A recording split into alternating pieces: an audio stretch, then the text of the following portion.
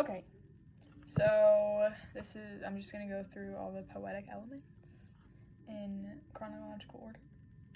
So it starts in the first stanza. It goes, on your first visit, you put your feet up on my polished table, ankles crossed, Doc Martens. So this is the first thing that I caught. I took the Doc Martens as a symbol, as something that's weighing them down. Because I think of when someone's wearing boots, boots are heavy, and these boots are weighing down on them. And, we're later going to find out that contributes to the whole idea that, like, something went down, there's something weighing on, one of the people in the poem, and that is the cause for the tension between the two. That's basically the whole idea of the poem, is there's something that's weighing this person down and the other person doesn't know how to handle it. And second stanza goes, it can't have been easy for a small woman like you to have kept your feet up like that. Oh, sorry. After Doc Martens it says, and in parentheses, and this was years after they were out of fashion with the young. And then the second stanza goes like, it can't have been easy for a small woman like you to have kept your feet up like that. I had to talk to you by leaning round. And there's like enjambment in the second stanza. I didn't really like catch anything in there, and there's no rhyme scheme in here either. And so the third stanza, I didn't know what to do, whether to push them off, offer a cushion, and I took cushion as a symbol, a cushion, for support, because cushion supports your feet or back or whatever, and I took cushion as like, this parent wants to offer support, but is unsure of whether to do that or not. And then it goes, tell you I couldn't see you for your feet, or ask if you had trouble with circulation. And I also took circulation as a symbol for, hey, are you having trouble with, basically, you need circulation to live, so I kind of took circulation as, like, life. So are you having trouble with living? And then I drew that to depression. And when you think about the person that we're talking about here, which is a rebellious teen, there's that whole stigma with rebellious teens that they're depressed. And if you have something weighing down on you, you're going to be depressed. So I kind of thought of that as a simple as like, are you struggling with living? Are you depressed? And that, I feel like, and that just, kind of establishes that, the whole parenting idea of the poem, because this parent is obviously trying to be there for this teen, but obviously there's some tension, obviously they're unsure how to parent, and that may be because of the tension that's obvious between the two. Then there's a shift right after stanza 3, because he goes, well, I see it as a dad, but he goes from talking about, on your first visit, you came here, you had your feet up on my table, I don't know how it's easy, blah, blah, blah, and I didn't know what to do. And then shift, because he starts talking about what he did do. And the shift basically gives the whole poem the theme. Because what he actually did do is what he's going to later regret later on in the poem.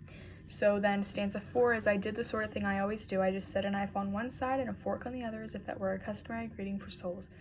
Enjambment here, from, the sort of thing I always do, and then I just set a knife on one side and a fork on the other as if it were a customary greeting for souls.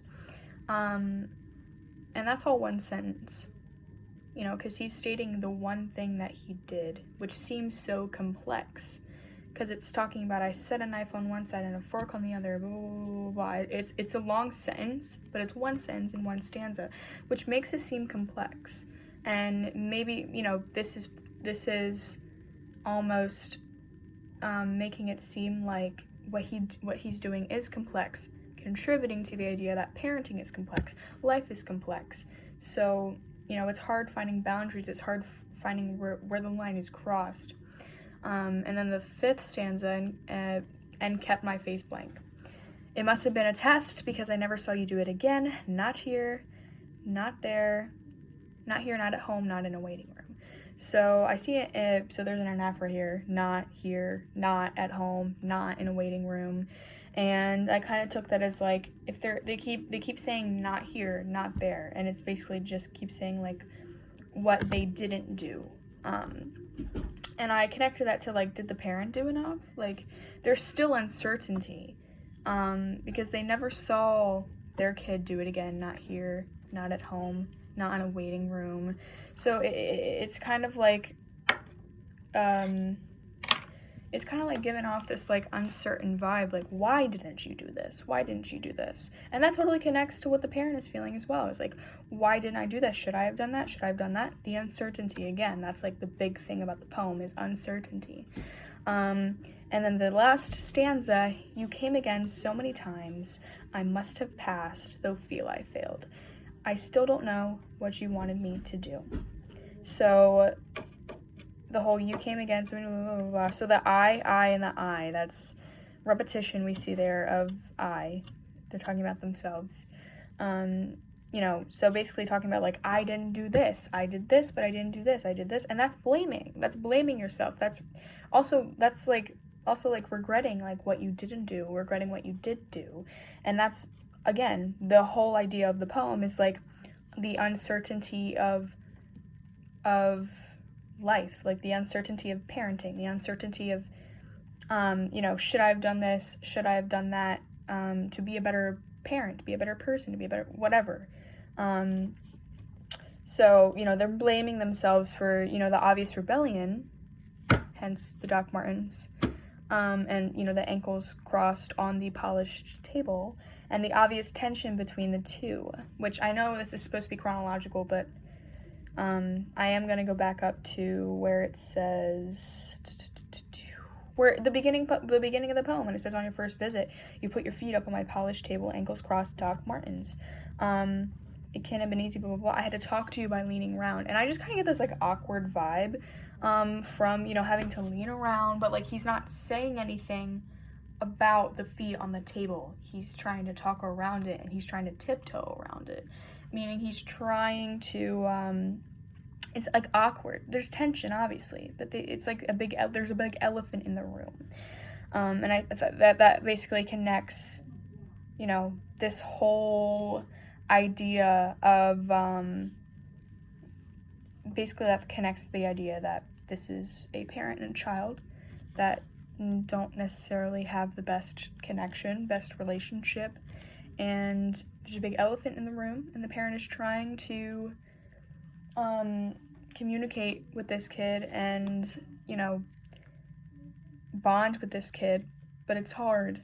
And that's kind of like what brought me to the idea that, like, the uncertainty that they're feeling in their parenting and in this relationship with their kid, it connects to the uncertainty of, like, life.